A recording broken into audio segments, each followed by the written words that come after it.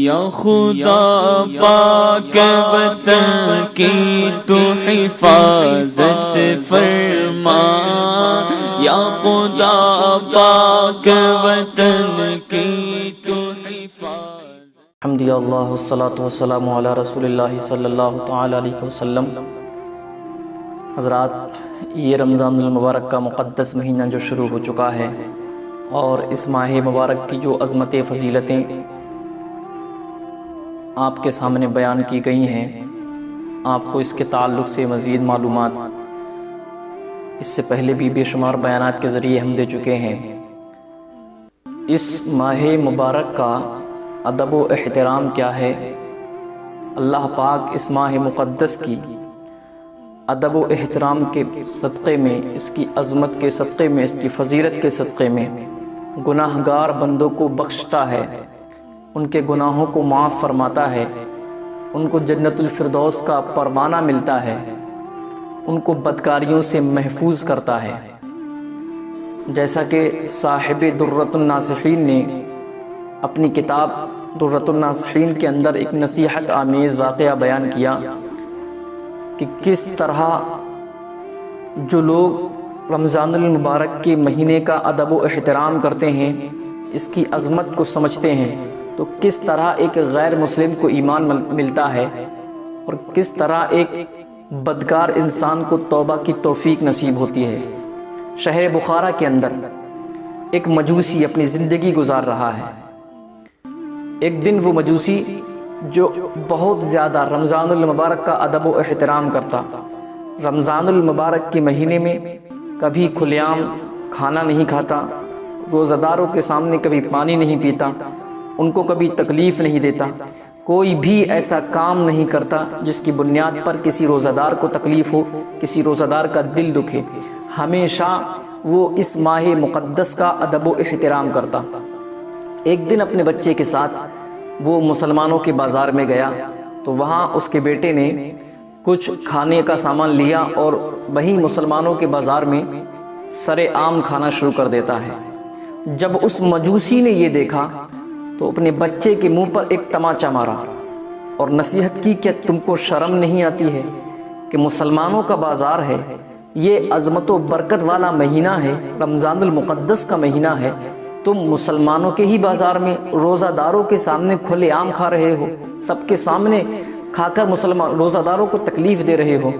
تو اس چھوٹے سے بچے کا جواب سنیں، بچہ بولتا ہے، ابا جان آپ بھی تو کھاتے ہیں، میں نے آپ کو دیکھا ہے اس ماہ مقدس میں آپ بھی دن میں کھاتے ہیں۔ تو مجوسی بولتا ہے، بیٹا میں کھاتا ضرور ہوں، لیکن میرا یہ معمول ہے کہ میں کبھی کسی روزہ دار کے سامنے نہیں کھاتا، میں جب بھی کھاتا ہوں تو پھر گھر کے اندر بیٹھ کر یا کسی آڑ میں بیٹھ کر کھاتا ہوں، کسی مسلمان کے سامنے، کسی روزہ دار کے سامنے اس ماہ مبارک میں اور دن میں کبھی نہیں کھاتا ہوں۔ کتنا ادب و احترام تھا اس کے دل کے اندر رمضان المبارک کے مہینے کا، کتنی تعظیم تھی اس کے دل کے اندر۔ جب وہ مجوسی مرا، اس کا انتقال ہوا، تو مرنے کے بعد اس کے ایک عزیز نے، اس کے پڑوسی نے، اس کے ہمسایہ نے اس کو خواب میں دیکھا، تو وہ جنت کی بہاروں میں ٹہل رہا ہے، جنت الفردوس میں گھوم رہا ہے۔ تو اس سے کہا کہ تو مسلمان نہیں تھا، تو کلمہ بھی نہیں پڑھتا تھا، پھر تجھ کو جنت کیسے ملی؟ تو جنت میں کیسے پہنچ گیا؟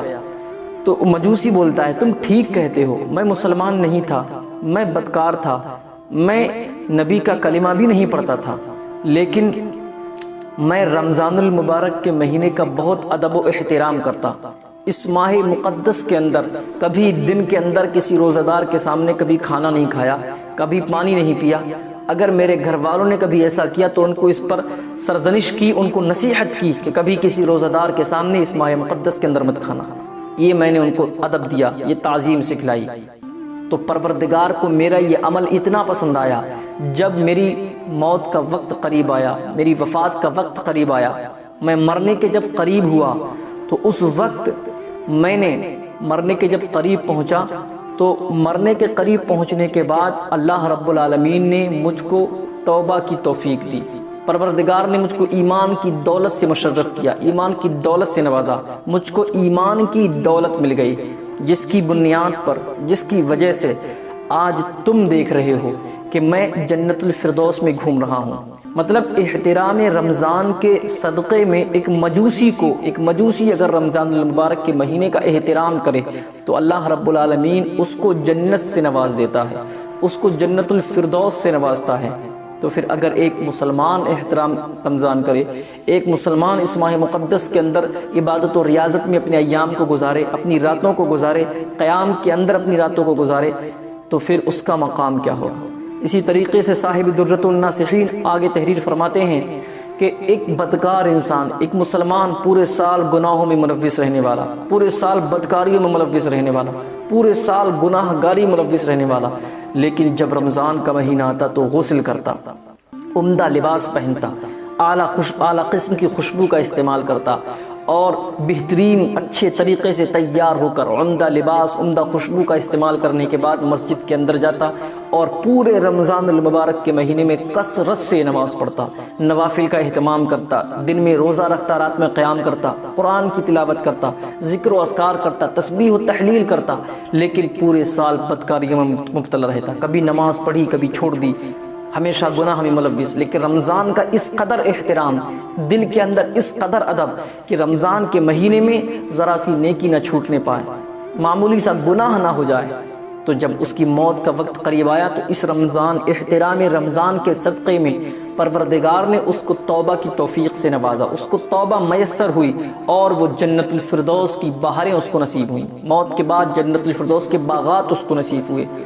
میرے بھائی، یہ رمضان المبارک کا مہینہ، عظمت و برکت والا مہینہ جو شروع ہو چکا ہے، ہم اس میں داخل ہو چکے ہیں، اللہ کا احسان مانیں، اس کا شکر ادا کریں کہ اس نے یہ عظمت و برکت والا مہینہ ہم تک پہنچایا، ہم اس کے اندر آئے، ورنہ نہ جانے کتنے افراد ایسے تھے جو پچھلی سال رمضان کے مہینے میں ہمارے ساتھ تھے اور اب نہیں ہیں، اور آئندہ سال نہیں معلوم نہ جانے کتنے افراد ہمارے ساتھ ہوں یا نہ ہوں، ہو سکتا ہے ہم ہی رمضان کے مہینے تک نہ پہنچ پائیں، ہمارا زندگی کا آخری رمضان کا مہینہ ہو۔ اس لیے اس مہینے میں کثرت سے زیادہ عبادت و ریاضت میں اپنے ایام کو گزاریں، کثرت سے نوافل پڑھیں، درود و سلام پڑھیں۔ اللہ پاک ہم سب کی عبادات کو اپنی بارگاہ میں قبول فرمائے، ہمارے اس پیغام کو زیادہ سے زیادہ شیئر